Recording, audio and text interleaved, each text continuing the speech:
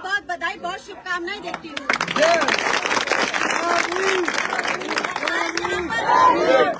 केसरी के सभी ग्रामवासियों से एक निवेदन करना चाहती हूँ। अगर बाबा साहिब के प्रति आपके मन में अति श्रद्धा है तो उनके बताए हुए 3 काम अपने जीवन में जरूर करिए। उन्होंने हमें 3 चीजें कही थी करने के लिए। सबसे पहला था शिक्षित बनिए, जितना हो सके शिक्षा ग्रहण करिए, क्योंकि ये जो आपका हथियार है, ज्ञान का हथियार, ये जीवन में आपको हमेशा ऊंचाइयों की तरफ लेकर जाएगा। एक बार चक्कू, भाले, छुरी ये सब ठूटे हो सकते हैं, मुड़ सकते हैं, जंग लग सकता है, लेकिन जो आपके पास ज्ञान होगा शिक्षा का, वो कभी भी जंग नहीं खाएगा, वो कभी भी आपको नीचा नहीं होने देगा। दूसरा हमें सिखाया है कि हमें संघर्ष करना चाहिए, चाहे हमारे जीवन में कितनी भी असफलता आए, चाहे बार बार हम गिरे, लेकिन हमें अपने राह से, अपने लक्ष्य से नहीं डगमगाना, बार बार उस लक्ष्य पर चलते जाने हैं तब तक जब तक सफलता हासिल ना कर पाए। और तीसरा उन्होंने क्या दिया था, आप सभी जानते हैं।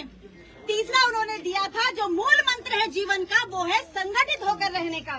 उन्होंने कहा था संगठित होकर रहिए। अगर हम संगठित हैं तो हमें कोई न तोड़ सकता है, न मरोड़ सकता है, न उखाड़ के फेंक सकता है, बल्कि हर कोई हमारे लिए, हमारे समक्ष इस राष्ट्र भूमि के सामने नतमस्तक हो जाएगा।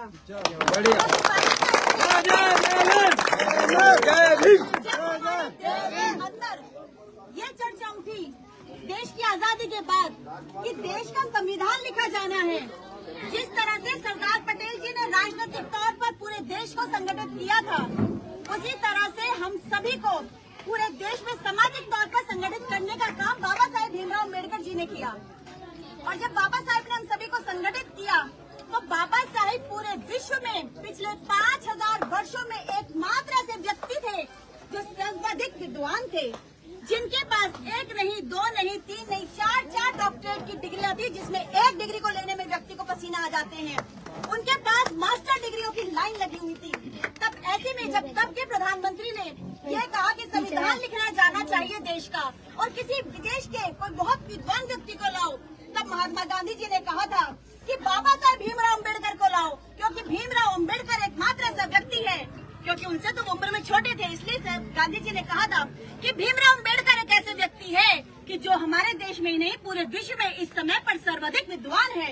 तो हमारा जब संविधान बाबा साहेब के हाथ से लिखा जाएगा तो अपने आप में वो अद्भुत संविधान होगा। और इसके लिए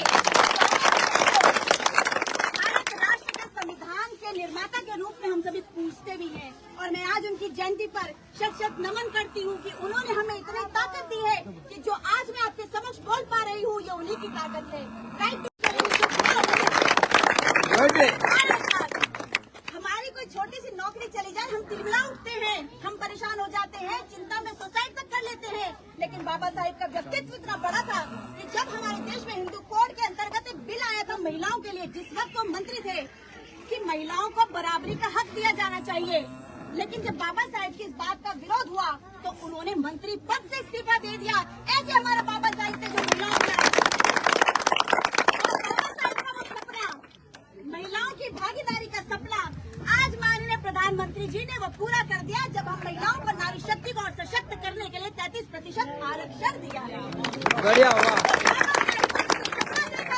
तो माननीय प्रधानमंत्री जी ने आज पूरा किया है, और मैं प्रधानमंत्री जी को आज बाबा साहिब के चरणों से यहाँ से नमन करती हूँ, मातृशक्ति की तरफ से धन्यवाद करती हूँ।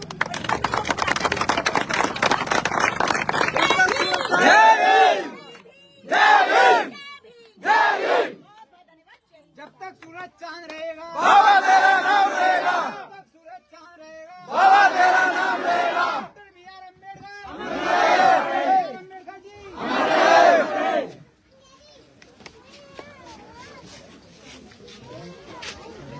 अरे यही तो मेरी है।